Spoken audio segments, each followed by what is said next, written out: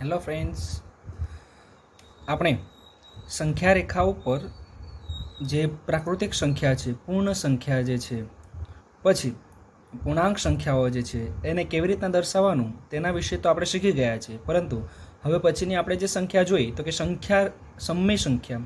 તો હવે એ સમય સંખ્યાઓને કેવી રીતના આપણે સંખ્યા રેખા ઉપર દર્શાવી શકીએ તેના વિશે માહિતી મેળવવાની છે. આપણે આની આગળના સેશનની અંદર તમને પૂરક માહિતી મેં આપી હતી કે આ સમય સંખ્યા કોને કહેવાય. તેની અંદર આપણે વર્ગમૂળ 2, વર્ગમૂળ 3, વર્ગમૂળ 4 તેમજ પાઈ એટલે કે 3.14 સપ્તમાંશ જેનું અનંત આવૃત્તિ એટલે કે સતત ને સતત આન્સર પોઈન્ટમાં મળ્યા જ કરે છે, બરાબર, દશાંશ ચિહ્નની અંદર. તો એવી સંખ્યાઓને આપણે સંખ્યા રેખા ઉપર કેવી રીતના દર્શાવેની, ચાલો આપણે એની વાતો આજે કરી લઈએ અને કેવી રીતના શોધવાનું તે શીખી લઈએ. મિત્રો, આ વિડીયોની અંદર હું તમને વર્ગમૂળ 2 કેવી રીતના વર્ગમૂળ 2 ને કેવી રીતના સંખ્યા રૂપ પર દર્શાવાય તે, ત્યારબાદ વર્ગમૂળ 3, વર્ગમૂળ 4 અને વર્ગમૂળ 5, આમ સ્ટેપ બાય સ્ટેપ આ જે વર્ગમૂળ જે કુંટલ જે રચાય છે તે કેવી રીતના રચાય તેના વિશે હું તમને માહિતી આપીશ. તો વિડીયોને બરાબર શાંતિથી નિહાળજો અને જ્યારે પણ આ નેક્સ્ટ વર્તુળ આવશે એટલે કે નેક્સ્ટ વર્ગમૂળનું આપણે દર્શાવીશું તેને બરાબર ધ્યાનપૂર્વક જોજો, કારણ કે એનું કનેક્શન પહેલાં સાથે હશે, બરાબર. તો ચાલો આપણે શરૂઆત કરીએ વર્ગમૂળ 2ની રચના, બરાબર. તો આ જે વર્ગમૂળ 2ની રચના માટે સૌપ્રથમ તો આપણે સંખ્યા રેખા પર દર્શાવવાના છે. તો સંખ્યા રેખા પર દર્શાવવા માટે સૌપ્રથમ તમારી સામે જે આ જે સ્કેલ જે દેખાય છે તો એ સ્કેલ લઈ લેવાની તમારે પરીક્ષાની અંદર પણ હવે પ્રેક્ટિસ કરતા હો ત્યારે પણ તમે આ વસ્તુ લઈ શકો છો, બરાબર. તો હું એક નિશ્ચિત સંખ્યા રેખા દોરી રહ્યો છું.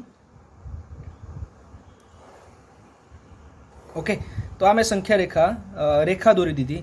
હવે માની લો કે હું આ 7 આગળ ઉગમ બિંદુ લઈ લઉં એટલે કે ત્યાં આગળ હું નામ આપી દઉં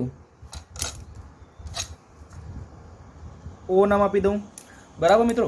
હવે આ સંખ્યા રેખા ઉપર મારે આ જે નંબર જે છે 1, 2, 3 એ સંખ્યા માપ બરાબર આપે એટલા માટે હું સંખ્યા રેખા ઉપર સંખ્યા લખી દઉં છું, બરાબર. હવે આ ભૂમિતિ છે એટલા માટે બરાબર ધ્યાન રાખવાનું મિત્રો. આ 1 centimetre, 2 centimetre, 3 centimetre, 4 centimetre, 5 centimetre, 6 centimetre, 7, 8. તો આ રીતના તમે સંખ્યા રેખા ઉપર દર્શાવી શકો છો. સંખ્યાને રેખા ઉપર દર્શાવી દીધી છે, બરાબર. હવે હાઇલાઇટ બરાબર દેખાય એટલા માટે હું તમને પેનથી લખીને બતાવી દઉં છું. 1, 2, 3, 4, 5, 6 અને 7. ઓકે મિત્રો, હવે મૂળ કોન્સેપ્ટ શું છે તે બરાબર સમજજો. આપણે સંખ્યા રેખા ઉપર સંખ્યા દર્શાવવાની છે તો તેના માટે આપણે એક પ્રમેયનો ઉપયોગ કરશું. તમે પાયથાગોરસનો પ્રમેય ધોરણ 8ની અંદર શીખીને આવ્યા છો, તો હું અહીંયા નિર્દેશ કરું છું પાયથાગોરસનો પ્રમેય, બરાબર. ધ્યાનથી સમજજો મિત્રો. તો કે પાયથાગોરસના પ્રમેયની અંદર એક કાટકોણ ત્રિકોણ હોય, તમે સૌ જાણો છો. માની લો કે કાટકોણ ત્રિકોણ કંઈક આવો દેખાય છે.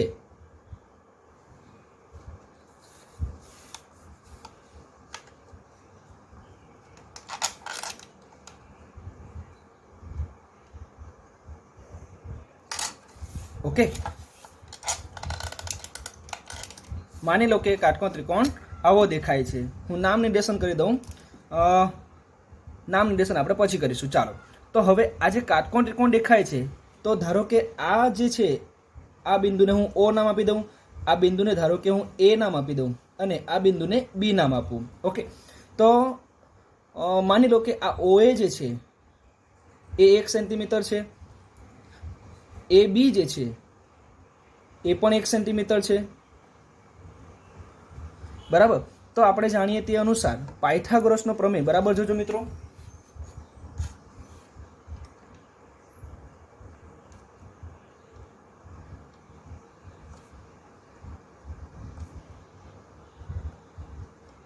પાયથાગોરસના પ્રમેય અનુસાર કર્ણનો વર્ગ એટલે કંઈક કર્ણ છે ઓબી એ, બાકીની બે બાજુ ઓ એ આખાનો વર્ગ વત્તા એ બી નો વર્ગ એટલે કે બાકીની બે બાજુનો વર્ગ થાય.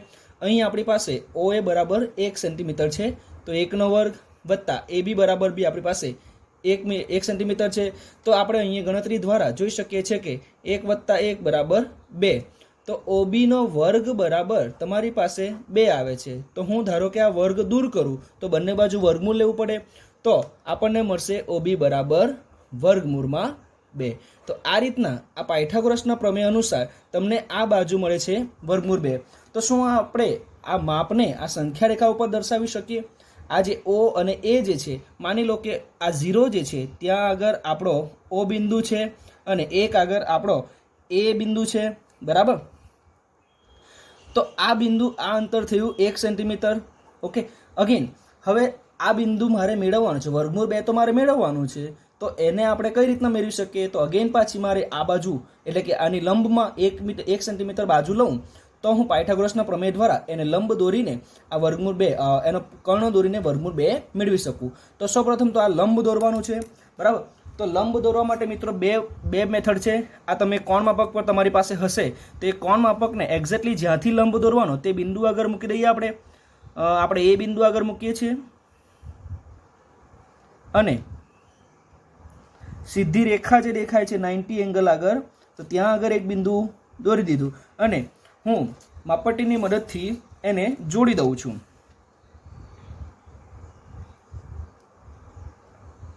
તો આ રીતના પણ તમે આ રેખા ઉપર 1 સેન્ટીમીટર એટલે કે આટલું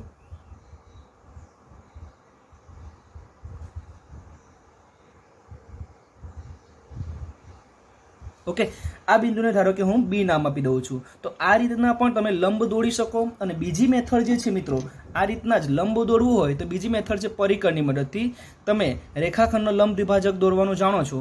તો માની લો કે આ બિંદુ જે છે એ બિંદુ આગળથી આપણે એક અર્ધવર્તુળ દોરીએ। આ બીજી મેથડ છે, આનો ઉપયોગ કરો ન કરો વાંધો નહીં, પણ તમને શીખવી દઉં છું મિત્રો।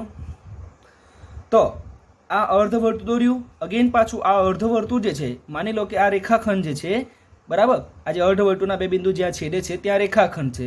તો એ રેખાખંડનો દ્વિભાજક દોરવો હોય તો મારે શું કરવાનું? આપણે શીખી ગયા છે ધોરણ 7 ની અંદર તો કે રેખાખંડના અડધા કરતાં વધારે માપનો એક ચાપ દોરવાનો બંને બિંદુમાંથી।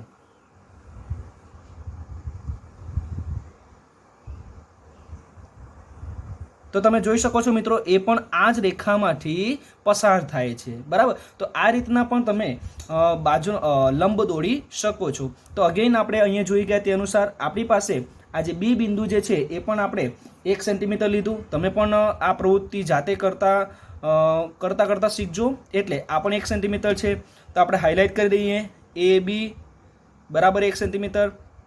અગેન પાછો ઓ એ જે છે એ પણ 1 સેન્ટીમીટર છે, બરાબર। તો હવે આપણે આ બિંદુમાંથી આ બંને બિંદુને જોડી દઈએ, બરાબર। આ બંને બિંદુને જોડી દઈએ તો પાયથાગોરસનો પ્રમેય શું કહે છે મિત્રો? આ પાયથાગોરસનો પ્રમેય કહે છે કે જે બંને બાજુ, જે ત્રિકોણની બે બાજુ, કર્ણ સિવાયની બે બાજુ 1-1 સેન્ટીમીટર છે, તો કર્ણનું માપ આપણને વર્ગમૂળ 2 મળ્યું, બરાબર। તો આ પાયથાગોરસના પ્રમેય પરથી આપણને જે મળેલું માપ જે છે એ વર્ગમૂળ 2 છે, બરાબર। તો આ રીતના તમે વર્ગમૂળ 2 ની રચના કરી શકો છો। પરીક્ષાની અંદર કોઈ પણ એક વર્ગમૂળ 2 કાં તો વર્ગમૂળ 3 કાં તો વર્ગમૂળ આવી રીતના 5 આ રીતની રચના પૂછાશે જ 2 માર્ક્સની અંદર, બરાબર। તો તમે આ શીખેલા હશો તો કોઈ પણ રચના, કોઈ પણ વર્ગમૂળની રચના તમે આસાનીથી કરી શકશો।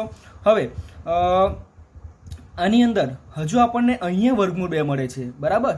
આપણે તો સંખ્યા રેખા પર વર્ગમૂળ દર્શાવવાનું છે, તો એ સંખ્યા રેખા પર દર્શાવવા માટે શું કરી શકાય? તો તમે સૌ જાણો છો કે આપણે જો આટલા જ માપનો ચાપ, બરાબર, જોજો મિત્રો, અહીં બિંદુ O ને કેન્દ્ર લઈને આપણે આ AB OB જેટલા જ માપનો આપણે ચાપ દોરીએ તો તે પણ સરખી ત્રિજ્યા થશે, આટલું જ માપ છે અહીંયા પણ, બરાબર। તો એ રીતના આપણને અહીંયા મળતું બિંદુ જે છે, માની લો કે એ બિંદુનું નામ આપણે ABOC આપી દીધું છે, તો P નામ આપી દઈએ, તો બિંદુ P દર્શાવે છે આપણને વર્ગમૂળમાં 2। તો આ રીતના સંખ્યા રેખા ઉપર તમે વર્ગમૂળ 2 ની રચના કરી શકો છો। હવે આ વર્ગમૂળ 2 ની રચના માટે બરાબર શીખજો, બરાબર ધ્યાન આપજો મિત્રો। હવે આપણે આગળ જઈ રહ્યા છે, વર્ગમૂળ 2 પછી વર્ગમૂળ 3 પછી વર્ગમૂળ 4 જે છે એનું વર્ગમૂળ તો આપણે જાણીએ છીએ +or -2, બરાબર, એટલે એનું નહીં શોધીશું। તો વર્ગમૂળ 2 3 5 અવિભાજ્ય સંખ્યાઓ, બરાબર, 5 7 આ બધાનું વર્ગમૂળ શોધવાનું છે। તો તે કઈ રીતના મળે? તો તેના વિશે આ જ રચના પરથી હું તમને એક એવી ટ્રીક આપીશ કે તમે અગાઉ આના પછી સરળતાથી કરી શકો છો, બરાબર। હવે મિત્રો આ ધ્યાન આપજો, આપણે વર્ગમૂળ 3 ની રચના કરવા જઈ રહ્યા છીએ, બરાબર, ધ્યાન આપજો। હવે અહીંયા પાયથાગોરસની અંદર તમને દેખાય છે 1 વર્ગ વત્તા 1 વર્ગ બરાબર આપણને 2 મળ્યા. ઓકે, અને તેનું વર્ગમૂળ અહીં રિવર્સ ઓર્ડરમાં જવાનું મિત્રો, રિવર્સ ઓર્ડરમાં. તો મને અહીંથી વર્ગમૂળ 3 જોઈએ છે. બરાબર ધ્યાનથી જોજો, મને વર્ગમૂળ 3 જોઈએ છે. બરાબર, OB બરાબર વર્ગમૂળ 3 જોઈએ છે. એકદમ ધ્યાનપૂર્વક જોજો મિત્રો, OB બરાબર વર્ગમૂળ 3 જોઈએ. તો એનો મતલબ એનો વર્ગ, ઓકે, એનો વર્ગ આવવો જોઈએ. તો મારી પાસે OB નો વર્ગ બરાબર 3 થવું જોઈએ. OB નો વર્ગ 3 ક્યારે થાય? તો તેના માટે મારે અહીં શું કરવાનું, જ્યારે પણ રચના કરો ત્યારે બરાબર ધ્યાનપૂર્વક આ જે બાજુ જે છે એક બાજુને તો આપણે કોમન લઈ જ લેવાની, એટલે કે આ 1 વર્ગ તો 1 થવું જ જોઈએ અને એની અંદર બીજી ઉમેરાશે. એટલે કે કેટલા ઉમેરવાના? તો કે વર્ગમૂળ 2 જે છે, બરાબર સમજો મિત્રો, વર્ગમૂળ 2 નો વર્ગ કરીએ તો આપણને કેટલા મળે? 2 વત્તા 1 વર્ગ 1, તો આપણને મળ્યા 3. સમજાય છે મિત્રો? 1 વર્ગ તો રહેવા જ દેવાનો, એટલે કે આ જે પાછળની જે સંખ્યા જે છે, પાછળનો જે આંકડો જે છે, આપણે જે લંબ દોડીએ બરાબર, એ તો એક જ દોડવાનો. ઓકે, હું તમને રચના કરીને બતાવીશ એટલે તમને એક્ઝેક્ટલી ખ્યાલ આવશે. પણ યાદ રાખજો, 1 તો પાછળ રહેવા જ દેવાનો, પછી જેટલી સંખ્યા છે તેને આપણે સેટ કરવાની છે. તો અહીંયા 2 ક્યારે આવે? જ્યારે વર્ગમૂળ 2 નો જ આપણે વર્ગ લઈ લઈએ પાછો. બરાબર, તો આ રીતના 2 આવી શકે. તો આ અનુસાર આપણે વર્ગમૂળ 2 ની રચનાની અંદરથી જ આપણે વર્ગમૂળ 3 ની રચના પણ કરી શકીએ. તો આપણે હવે OA જે છે, OB જે છે, OB આપણે કેટલા આવેલા? વર્ગમૂળ 2. તો હવે પાછા OB ને આપણે આટલા વર્ગમૂળ 2 જે છે એમાંથી જ વર્ગમૂળ 3 ની રચના કરવા જઈ રહ્યા છે, આનાથી જ. બરાબર, અથવા તો આપણે બીજી રચના બીજા કાગળ પર હું તમને બતાવીશ, પણ તમને એક્ઝેક્ટલી ખ્યાલ આવી ગયો હશે કે આ જે હવે જે પહેલી સંખ્યા જે ધારો કે આની રીતના OA જે છે, બરાબર, OA નો વર્ગ વત્તા AB નો વર્ગ, તેની અંદર પાછળની જે સંખ્યા છે એનામાં 1 જ વર્ગ આપણે લઈશું અને આગળની સંખ્યાની અંદર સેટલ કરીશું. તો મારે પહેલાં વર્ગમૂળ 2 ની રચના કરવી પડશે. બરાબર, વર્ગમૂળ 2 OA બરાબર વર્ગમૂળ 2 થાય તો તે રીતના રચના કરવી પડશે. પછી એનીમાંથી હું વર્ગમૂળ 3 ની રચના કરી શકીશ. બરાબર, તો હું તમને કરીને બતાવું એ પ્રમાણે ધ્યાનપૂર્વક જોજો.